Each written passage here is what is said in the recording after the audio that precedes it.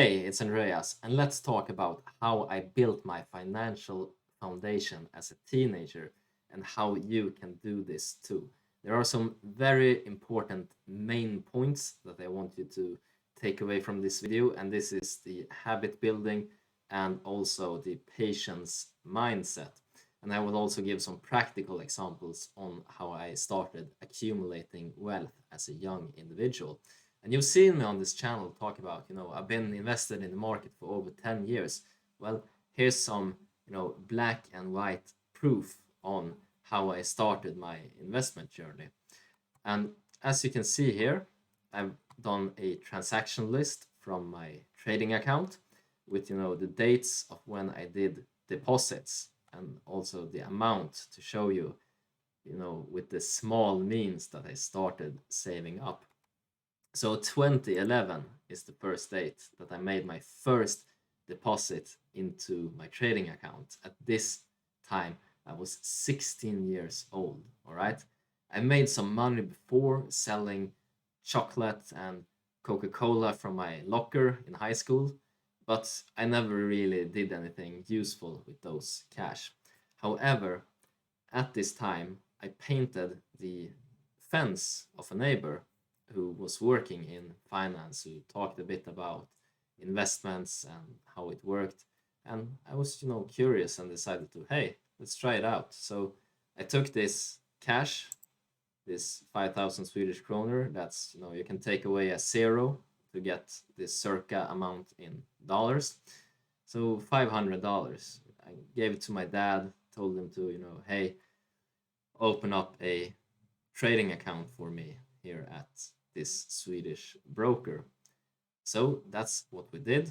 And I went over to another neighbor who was writing articles on finance and who did a lot of property investment and was good with money and asked, what would you invest in? What do you think is good investment right now? And I would get the advice of two companies. One was Skanska and the other one was CTT Systems.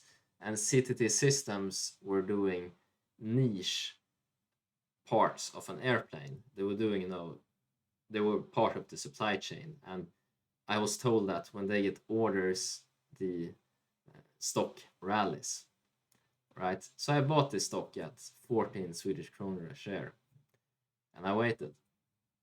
I waited for, I think, 2 or 3 months. And then my patience was gone, as a 16-year-old. Nothing was happening, and I had read in a financial magazine that this company called Endomines was prospecting gold in Finland and they could make a fortune. So hey, I sold my shares and I bought Endomines instead. And I kid you not, literally the next day, CTT Systems got an order and stock price did, more than 100% that day. So I was so mad, I wasn't patient enough. And to top it all off, this company that I had read about in the financial news, they performed very bad and stock price was sliding from 9 to 7 euros before I decided to cut my losses, sell, and try something else. So those hard-earned money from painting fences were quickly lost. As the old saying goes, a fool and his money is easily parted, and this holds true. I'm just happy that I'm not a teenager today trying to invest, because back in my days, we had risky companies, risky stocks. Today we have crypto, NFTs. A lot of people will learn this lesson the hard way, but I think it's a lot better to learn this while being young, because hey, as a young person, you don't really have that much money to lose anyway. All right. So the lesson here is to stay patient. CTT Systems today is trading somewhere about 200 Swedish kronor, I think. So it would be a multi-bagger if I only had the patience. And hey, I don't expect this from, a 16-year-old.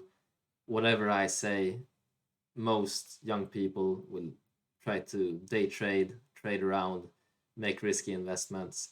But, you know, just keep it in the back of your head that if you have an investing strategy, stick to it, try it out.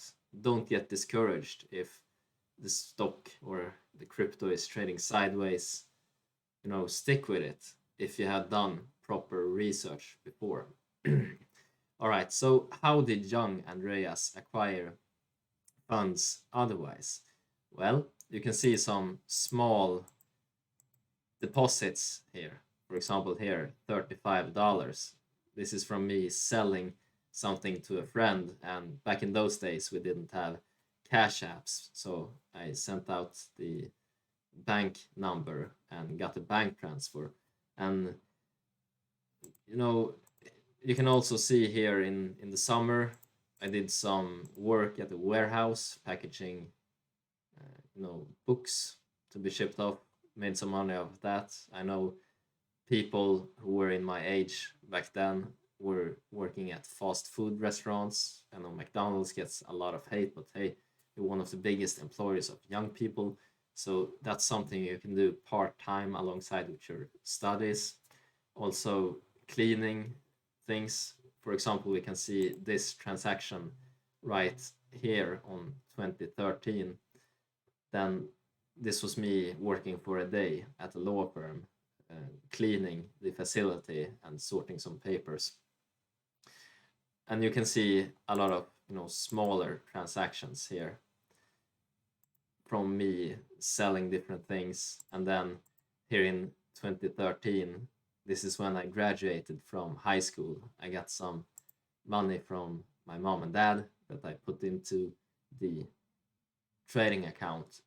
Why did I put it into the trading account? Why didn't I just blow everything on travel and clothes or something like that? Well, it was the habit that I built. You can see these transactions here backdating. Once you start building small and you see the money start to grow, it's really addicting. And you log into your trading account every day in the beginning and you watch the stock, you know, you check it many times a day on your phone just to follow along, and it's super exciting. And this habit is very rewarding once you get started. Then you can see some more smaller transactions from me selling stuff, and some larger ones here again from me working phone support on MacBooks and iPhones. And I got a large payment here from saved vacation days. If you're in the US, you will not know what this is, but this is in Sweden. We have something called paid vacation where you can take time off and you get paid like a normal salary. I think it's like 20 or 30 days or something like that. And since I hadn't taken out any vacation and I quit this job to pursue education, I got the mini windfall. For a young person, this is a windfall in those days, money. So then I had this habit to fall back on. So I did the same thing that I did when I got small amounts of money, and I put it away into savings. And then moving on forward here, this is when I built my real knowledge base.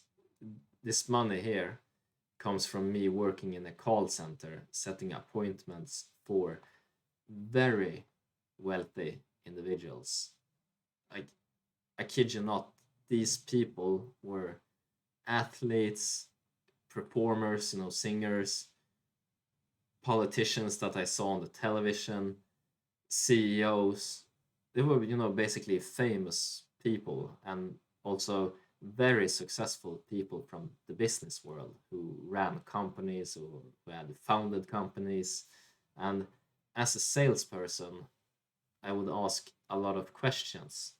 And many of these older men and women were happy to, share their investments, to talk about them. That's something that I noticed with very wealthy people. If you're, curious and you're not judgmental, and you're like, oh, I wish I had that salary, and oh, he's probably robbing to make all those monies. No, no, come on, guys. It's You provide a lot of value to society, and you're compensated for it. And since I was, curious and non-judgmental, I learned a lot about everything from, investing in properties to forest to different, index funds, and even individual stock investments. Because, hey, these people were happy to share and, talk about their investments. And I had some education from the company as well, so I could identify certain areas of improvements. So if I found something that was possible to improve on, then I would set an appointment with one of the financial advisors. And, you know, I learned so much there. I want to talk quickly about pensions as well, because this is something that you don't think about as a young person. But I heard about this program that's discontinued now called the Octagon, and it's a pension program from one of the Swedish banks, where they would get, the employer would invest into their own funds, and they would get this managed without any fees, as a benefit of being employed there. And you could literally be a secretary at this bank, or a clerk or something like that, and you work your whole life there, and you would finish off with almost 10 million Swedish kroner in your pension in those days money. And if you had a higher position, you would have, even more.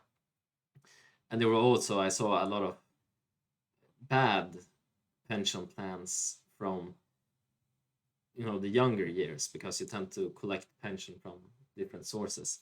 So doing some research on this when you take your first full-time job can pay out in the long run. And this is not something that you think about as a young person.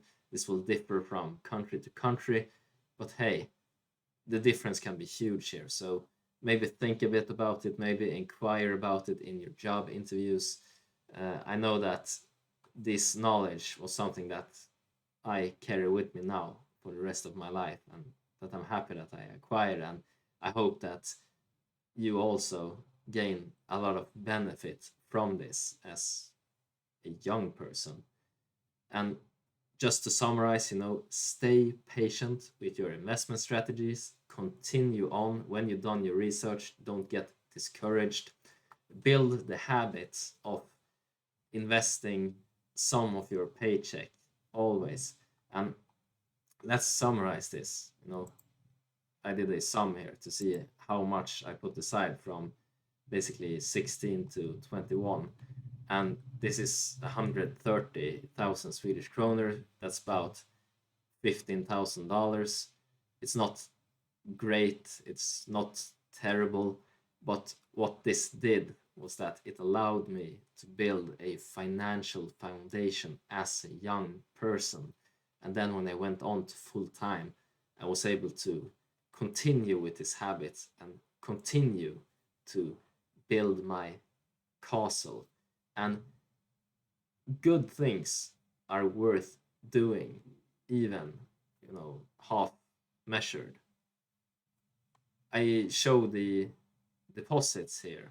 I don't show the withdrawals. I will do some withdrawals to go on vacation with the boys, etc. And had I just kept everything in, I would have a lot more today. But, even just doing this habit has benefited me in such a huge way today as I've gotten older. And I also want to give some specific advice to, a group of people that we can call the construction boys.